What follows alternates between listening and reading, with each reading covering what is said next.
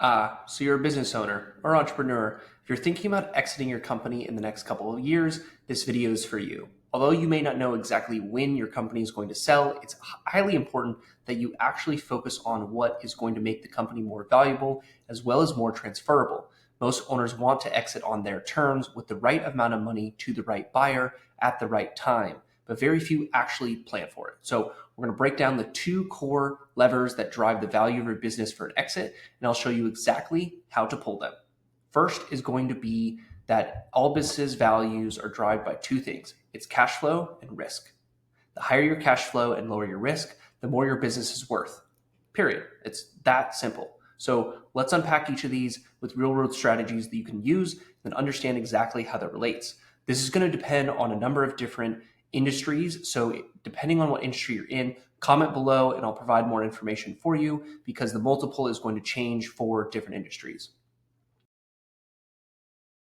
First thing is increasing cash flow.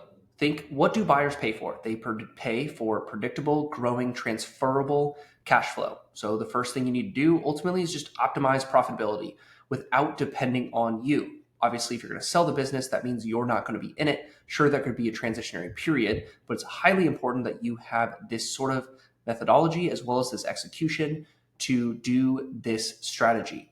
How are you going to do it? Well, it's pretty simple. Raise your EBITDA.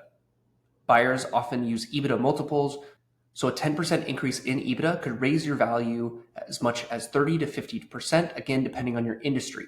Recurring revenue also is a transformative thing to focus on. If you have 30 grand in, say, for example, consulting contracts and 30 grand in monthly recurring revenue, the monthly recurring revenue business ultimately is going to be more valuable. So think SaaS, memberships, long-term service agreements, etc. These shorter-term things aren't going to be evaluated as much. Also, we want to improve gross margins. You can negotiate with the supplier contracts, automate labor-intensive processes, or trim fat without killing growth. Be sure that as you're trimming, you're not trimming too much and excessive. Really, you just want to focus on what are the table stakes, or ultimately the meat and potatoes is a fun analogy that I like to give on what you actually need to keep versus what you want to keep. That reevaluation and almost kind of like a spring cleaning is not only going to be beneficial for you and your EBITDA, but also as the organization. The other week, we trimmed some of our software and other costs, and we saved $800 in the span of one day. We didn't spend and go to a nice dinner afterwards, but we really could have, right? Now, keep that in mind as you're going through your own business for where you can do that. And you need to set designated time to have these conversations and these thoughts because business moves fast. And then oftentimes we get over our skis and then we don't set aside time to revert back and get back to our core and focus on the things that really matter, including like removing software processes, things like that. Now, the last thing is going to be customer concentration. If one customer is making up 30% of your revenue, that's a red flag. So you need to diversify your customer base to protect your revenue growth. A quick story would be a client I worked with ran a B2B service company doing about $8 million in revenue. 60% came from 2 clients. We helped them land 5 new contracts over 18 months and shifted to a retainer model. Their valuation multiple jumped from 3x to 5x just because the revenue became more predictable. So again, it's vitally important for what you do and how you do it with the increase in cash flow.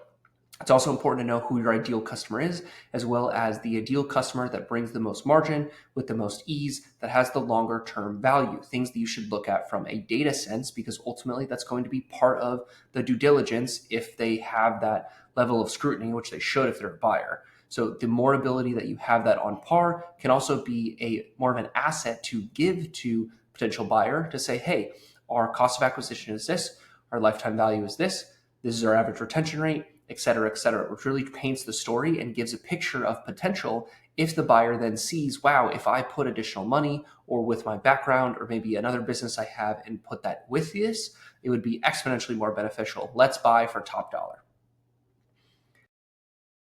Now we're going to talk about reducing risk, the second piece to ultimately transform the value of your company today so that when you sell, it ultimately is incredibly more beneficial and valuable. Risk is going to be a huge piece. Buyers ultimately are going to discount the value of anything that looks unsustainable or dependent on the owner. So here is how you de-risk your business. First is going to be operational independence. Can your business run without you? It's the idea of a 2-week vacation. Can you leave for 2 weeks without having to be involved in the business?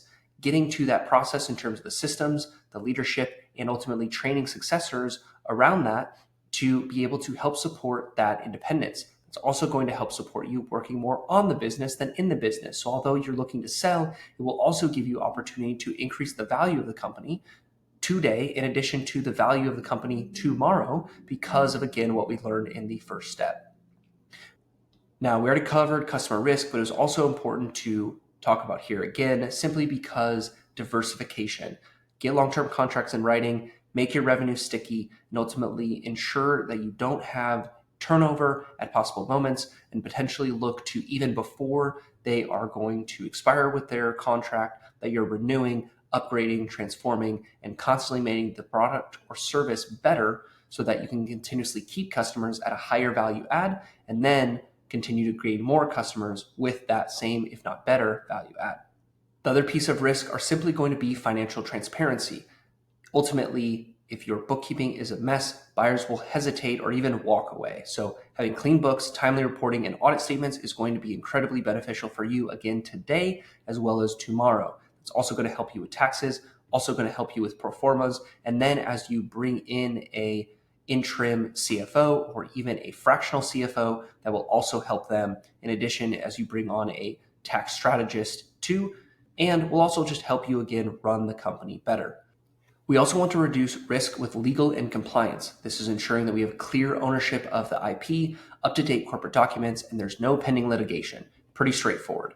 We also want to ensure with this line item that we need to have some sort of insurance for cyber attacks, as well as other insurances that the organization, as well as within the industry, needs, simply because this is a table stakes thing, and we want to ensure that we are protected from any outsider attacks or even customer attacks that would ultimately hurt the business itself, whether it be today or when it's a pending sale. We want to make sure that there's no issues with that, as well as insurance related to key person risk. So ultimately, if the business is over reliant on a few employees, use incentives like phantom equity or golden handcuffs to retain the talent through a transition, as well as potentially have key person risk insurance if there was an inevitable issue that were to unfortunately happen to a key person in the company. Now, one example that I've experienced is one owner had a 25-person team, but the strategic relationship was managed by him. We helped him delegate sales and client onboarding, so not only did the business grow, but buyers were more confident and it could survive without him. Oftentimes, if you have contracts, whether they be big or sometimes small, by having another person look at it really transforms the approach and the communication with it, which ultimately can sometimes lead to cross sells and upsells. So don't deny or hold on to control for how you're going about risk, because risk ultimately is what is going to kick you later. You want to ensure that you're as proactive, transparent, and diligent as possible. These are my final thoughts. If you are ultimately going to increase the value of business, you need to increase cash flow, focusing on recurring revenue, margin improvement, and growth. You also need to reduce risk. We went through a number of these things to ultimately make the business less dependent on you, more predictable, and easy to transfer. These are not just theoretical ideas. They're what buyers are actually looking for. Whether you're exiting in 1 year or 5 years, you can start today, and it is a fabulous way to, again, help you for the today as well as for the tomorrow, because you never know when an unfortunate life event is going to happen, health concern, opportunity to be purchased, or beneficial time to sell. You want to have this framework, and it's also a great exercise for the company, as I mentioned, to help you increase the value and ultimately, I believe, the happiness of the employees, because a well-running company ultimately gives the opportunity for well-running employees who are then happier with their job and ultimately with the company, because you're inviting a great experience that is then focused on being the best as opposed to just focused on putzing along. People tend to leave those types of organizations because no one wants to be meh, even though we sometimes choose to. So these are the two things. Comment below other questions that you have about this, as well as your specific industries. We can chat about them more to learn how it could specifically help you with your business.